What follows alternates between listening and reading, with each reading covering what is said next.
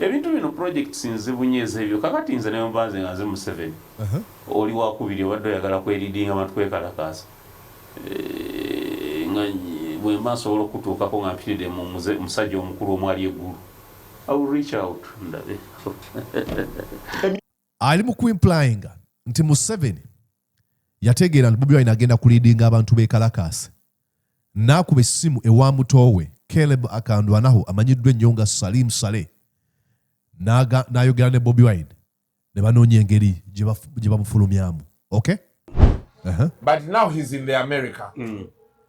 Do you think his meetings will bear fruit? Ntevina makulu one timing info best je yadduka wano mubiri gumu yatubere excited fabali ku Lusegerero twali akatuka mu America ne bako World Trade Center teri yaddayo okutuwuliriza America cheri Middle East teri agenda kuwa budde. Make it make sense.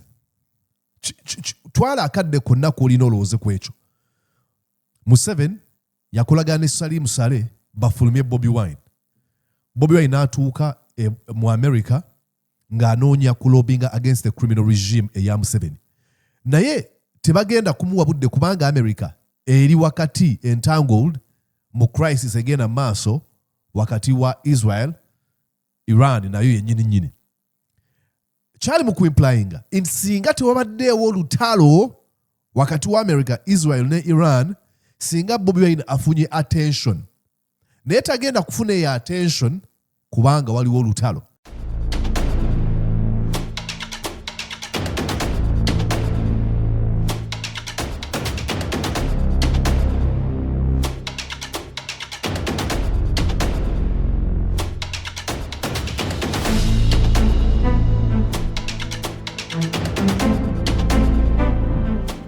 And yes, indeed, okusinziira munda mu ggwanga li United States of the America, ogamba otyo kanspenti oli bulungi nze Mordecai Murisa, nkwaniza ku mukutu ogu Mordecai Murisa live. Exactly. Yonna gy'osinzira okubeera ng'ogobeera nkugamba nti happy Saturday, lady and gentlemen. Gy'osinzira yonna. Weetegese tusimeyo n'olwaleero. Let's do this.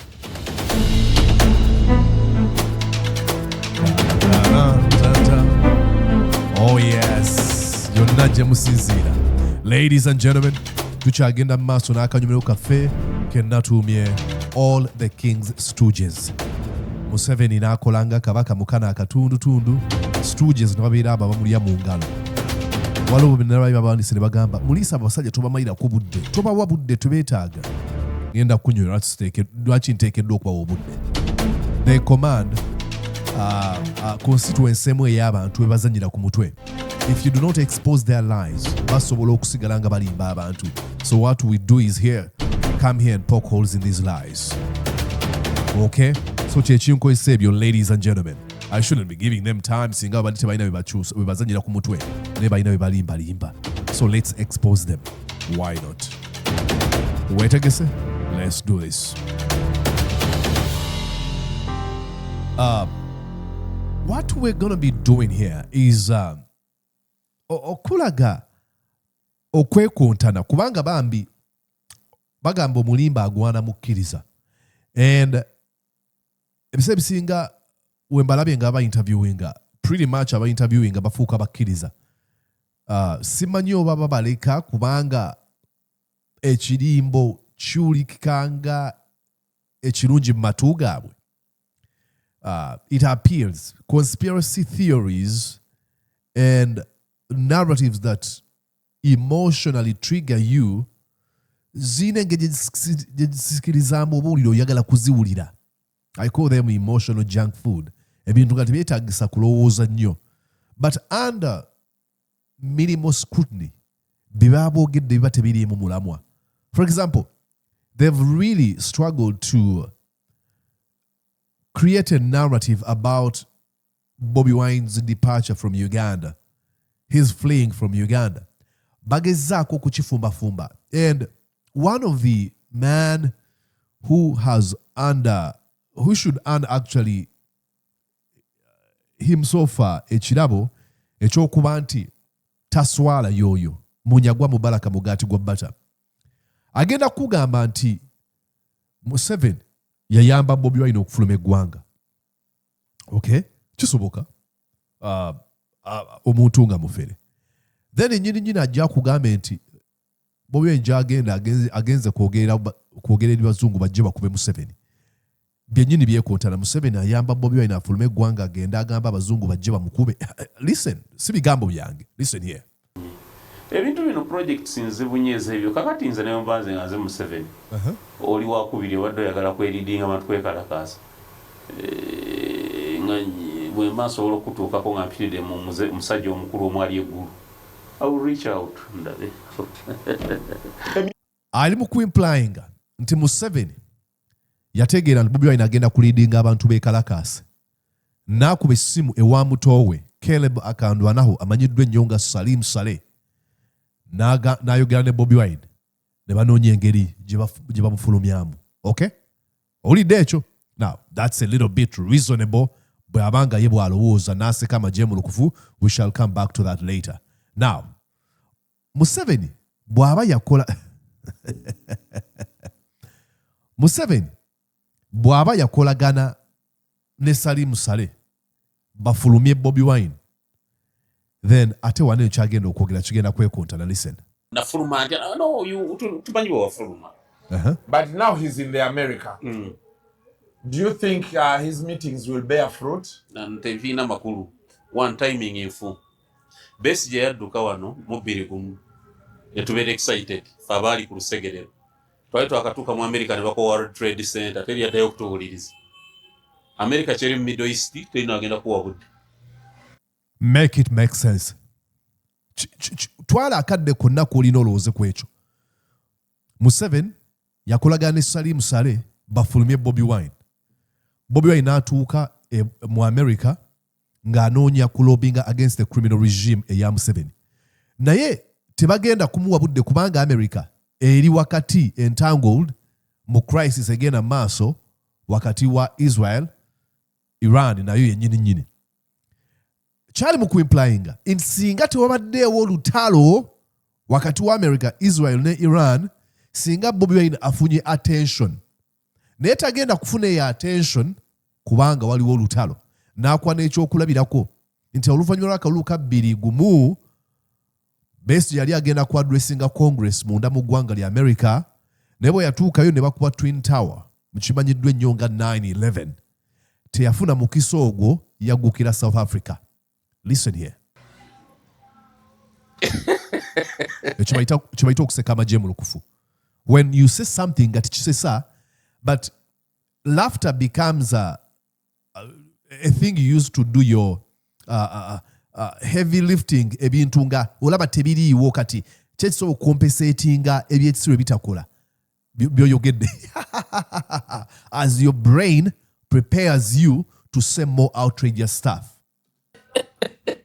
Besigye twechanga tukatuma maze. Okimanyi Besigye yali akugenda ku addressinga Congress. Listen, for example, let's say here kyagenda okwogera kisesa. Let's see, enseke ezo zaseka n'akulaga nti nnyingi nnyo. Kikyasekera. Listen here. Besigye yadduka wano mu 2021 etubeera excited fe abaali ku lusegerero. Twali twakatuuka mu America ne bakowa World Trade Center teri yaddayo okutuwuliriza. America kyeri mu Middle East terina agenda kuwa budde. Otegeera enseke zitalina mulamwa kubanga, ladies and gentlemen, kambuuze kyekisesa okuba World Trade Center oba olutalo olugenda maaso mu Iran n'amawanga amalala mu kyondo kya Buwarabu ne Israeli. Make it make sense, ladies and gentlemen. Gezaako okukirondoola ogambe kino kikola amakulu mu ngeri emu oba endala. Absolutely not. Nti Museveni ayamba Bobi Wine okufuluma, kyokka Bobi Wine watuuka mu America ayagala kulwanyisa gavumenti ya Museveni. Naye tebijja kuyitamu kubanga America eri mu lutalo mukana akaseera. What? Besigye twechanga tukatuma maze. Okimanyi Besigye yali akugenda ku addressinga Congress. Mu 2021 yali agenda ku addressinga Congress eya America. Binadde nakuba ebizimbe. Besigye terina yaddayo kukwata simu ye. Dr. Besigye yasibira South Africa to cut his losses. Mukama waffe yasibira South Africa. Zibina ne limbi mwejeri agenda ku addressinga Congress. America yali agenda okuba opposition omufirika asoso opposition leader since obankaga mwemeko kwa addressing a Congress ya America. Vaku Mandela bani because Mandela bafuna musango already the president, but Besigye bako World Trade Center byonna ne plan yo kwa addressing Congress nefa ya civil South Africa. That's how we ended up in South Africa. Ndakaina attention America byeri mu Middle East. One njagala ntegeeza na lebo Kyagulanyi olukungana lwe mu Geneva nawa waliwo Abamerika baliwo. They gathered. Ekyaleetera Nupu okutta ekintu kya Nupu yali efunye omukisa gwe tutafuna. Mbu America baliyo they gather what? The mere fact that Kyagulanyi yali aluwa ne bata drive away. Babazungu bacho they construed that. Nti yawonera watono bali banoonya kutta ye. Okay, he goes into other, diatribes that are really, really, really stupid. Now, let's go back here. Uncle, contradiction. Miezi ebiri agimaze ye 10 nga security tamanje gyali. Tekisoboka. Yatambula ne passport ye wate yatambula naye. No, twandikire kugina miezi ebiri. So, ladies and gentlemen, ndozo tegedde. I came here to make this short video okulaga obulimba. Okwekonta n'okuli mu bigambo bye boogera. Look at that. Look at that. Museveni amuyamba okufuluma. Kyokka bw'amuyamba okufuluma. Ate agenda mulwanyise. Make it make sense. Munyagwa. How I wish Munyagwa, Mpuuga, Nsereko, nani omulala wewe manyi Kasiba nti bakole ekibiina. They seem ne Frank Gashumba batano. They want to be perceived as having these special knowledge or abilities. It is what I mentioned last time, a false sense of self-importance. Okwetwala nti oli wanjawulo nnyo nti gwe by'omanyi biri exclusive. This is what gives birth to the words of Fyodor Dostoevsky.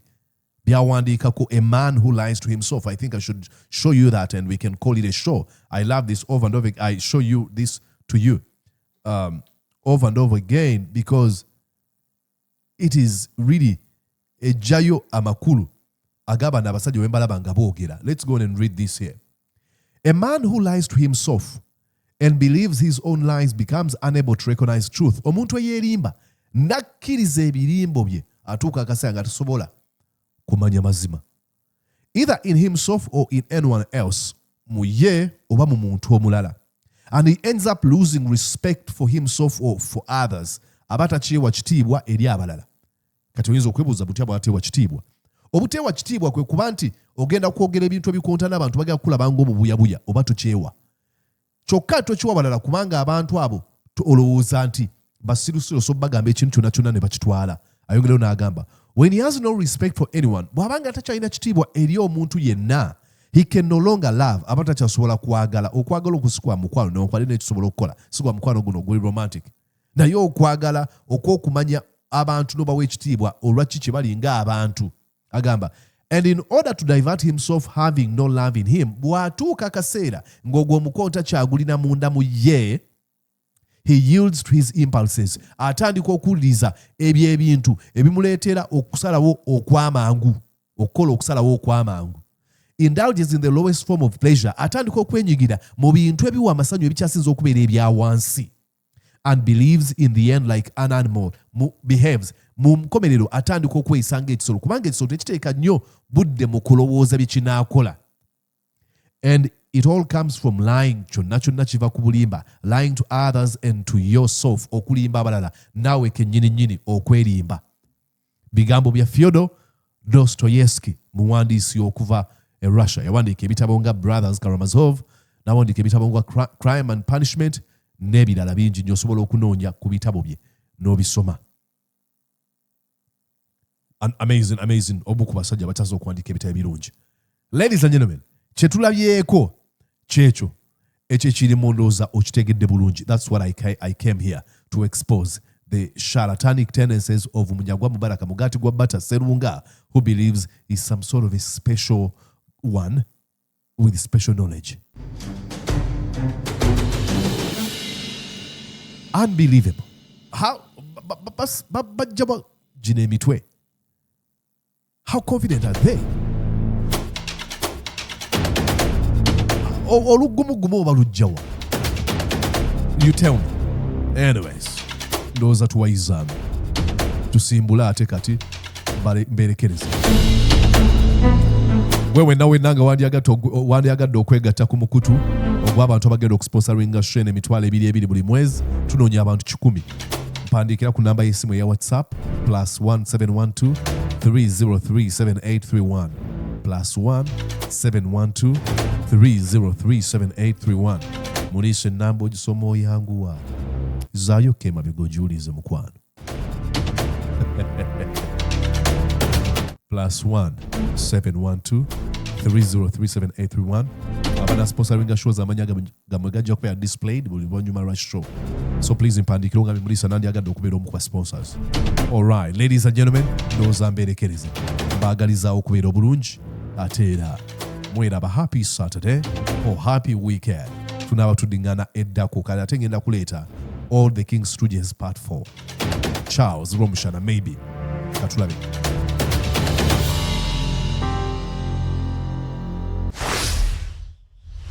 Did you enjoy what you just watched? I'm sure they did. I'm going to guess that you did. How about you consider subscribing to Mordecai Marissa Live YouTube channel? Thank you.